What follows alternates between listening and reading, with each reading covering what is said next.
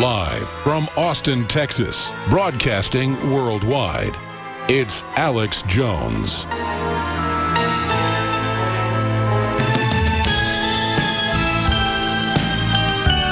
We are joined for the next 25 minutes by Dr. Paul Craig Roberts. He's an American economist, and he's, of course, a syndicated columnist as well. He's a former editor of the Wall Street Journal and Business Week, and he is the father of Reaganomics, and he's really needs no introduction to our audience. We have a lot of new stations, a lot of new listeners, so I guess he does. And we'll give you his website address as well on screen coming up here in just a moment. We also carry his work at Infowars.com and PrisonPlanet.com.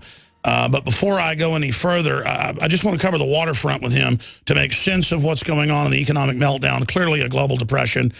This Market Watch article, scary 1929 market chart, gains traction. Government is gearing up for a collapse. I think we're going into a slow collapse, but I want to get an update from him on that. But first, the reason I wanted to get him on last week, and now he's here, is to talk about Ukraine.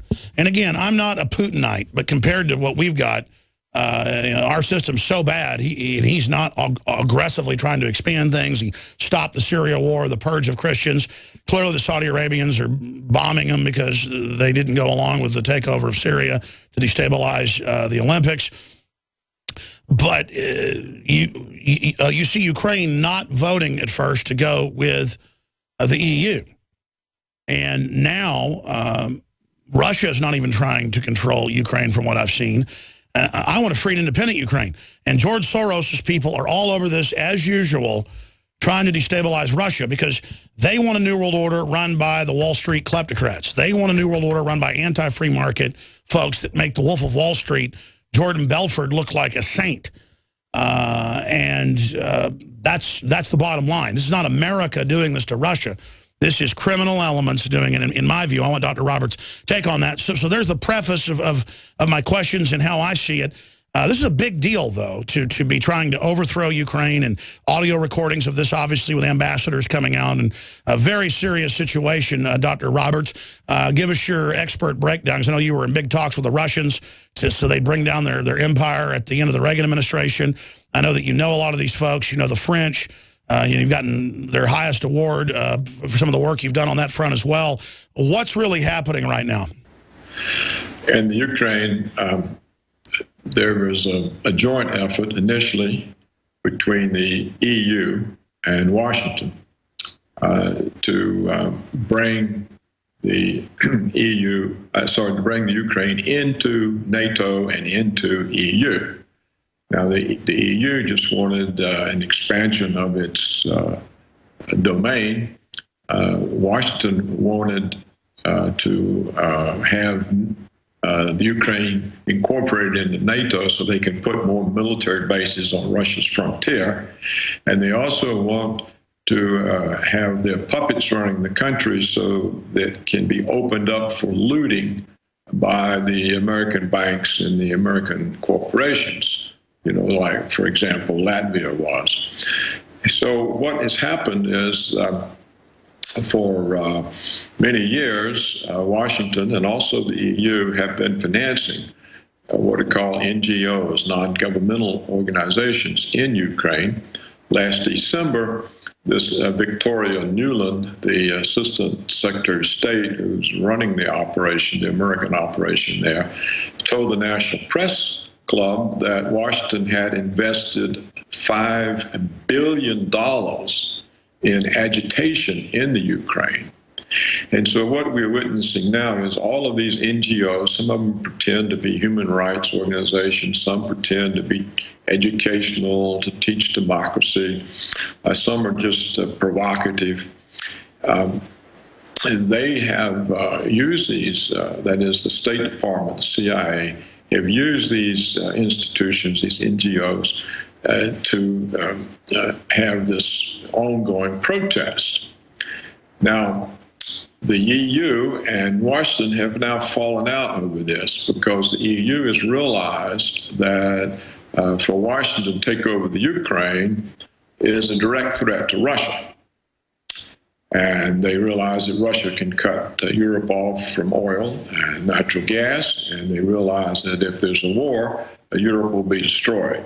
And that's why we don't need Ukraine to fall to the EU that's going to suck it dry. That's like asking to have cancer implanted in you. Clearly predatory. As you know, their own EU documents have come out that it was a planned program to consolidate and suck countries dry. So the Ukrainians vote to not join it.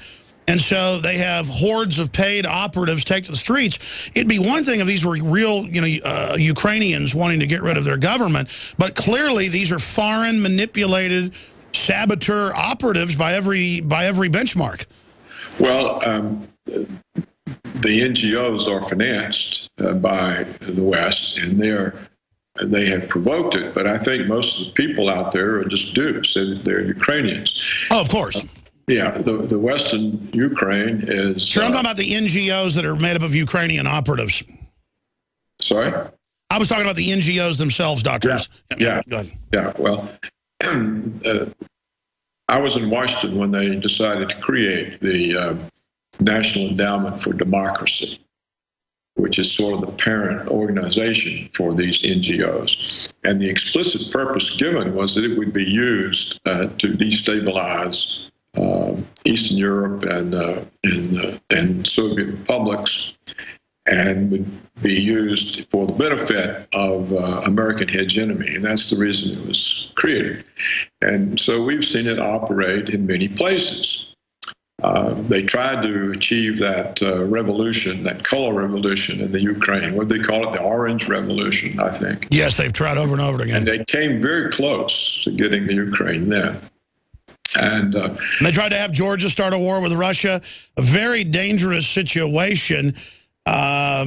What do you expect Russia to do? I mean, they're starting to really get in more of a fighting stance. Well, I don't know what they will do. One prospect is the country will split apart because the eastern Ukraine is more Russian. It's Russian Orthodox.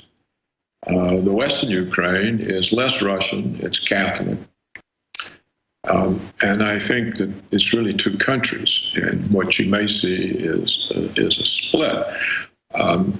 What I find so distressing is that the Ukrainians I think these protests are largely in the western part. No, they are. Yeah, you're right.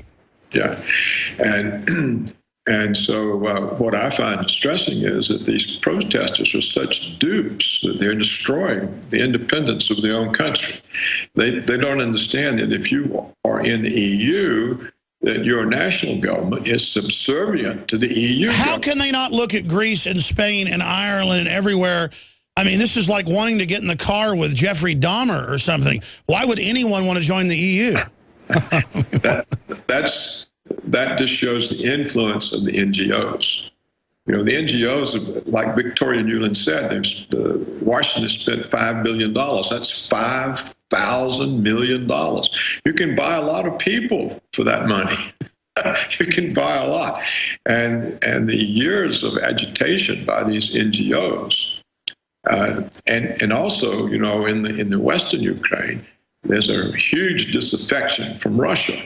There's this romantic form of Ukrainian nationalism, and there's a real dislike of Russia. So even though Ukraine is independent now, they have this notion that, well, the country will somehow be under Russia's thumb unless we can get under the thumb of the Europeans and the Americans. So it's kind of a nonsensical thing, but it is very dangerous because I think that the Russians do view a NATO bases in Ukraine, or in Ukraine as it's called now. That's right on their border. As a direct threat. And so and this is why there's now a divergence between the EU and the United States, and why Victoria Nuland said, you know, screw the EU. Yeah, for those that don't know, tell them about that. Well, the Europeans realized that this was going too far, and they wanted to stop encouraging the protests. because they understand that it dawned on them that it's a threat to Russia, and then therefore it's an indirect threat to Europe. And so the Europeans, the EU, said, we've had enough, let's stop these protests. And Washington said, no, we're going to keep them going. We're going to use the protests, turn it into a revolt, take over the government. See, we've got a list of the candidates we're going to put in charge. And the EU was protesting. And by the way, that's what the Russians used to do, was get a quasi-puppet government in that would then invite them into these countries. We are doing what the USSR used to do. I mean, we're doing the bad guy deeds, correct? No, but we always have, especially in Central and South America. There's never been any difference, really, between the United States and the Soviet Union and how they manipulate other countries.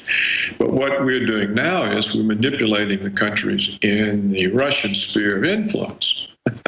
We've gone beyond our own sphere of influence. The whole world now is our sphere of influence. No other country has. And what do you make, what's the strategy? I mean, I want your take on this, to have the athletes dressing like women. I mean, you know, everybody loved us because of James Dean and John Wayne. And I mean, guys that dress like women, that's great. But should our national symbol be a man in drag? I mean, should that be our symbol at the Olympics? I don't think that propaganda is very well thought out. No, it's not. But we don't need to get into that right now. We've got the Ukraine and the economy, which are important. No, absolutely. I'm just saying, like British Deputy Defense Minister said 2 weeks ago, the United States doesn't even seem to have a strategy now except chaos, and we're losing all the soft power.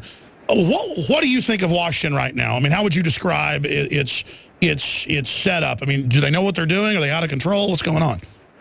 I think overall, it's sort of out of control, but on specific things, they know what they're doing. They know what they're doing in the Ukraine.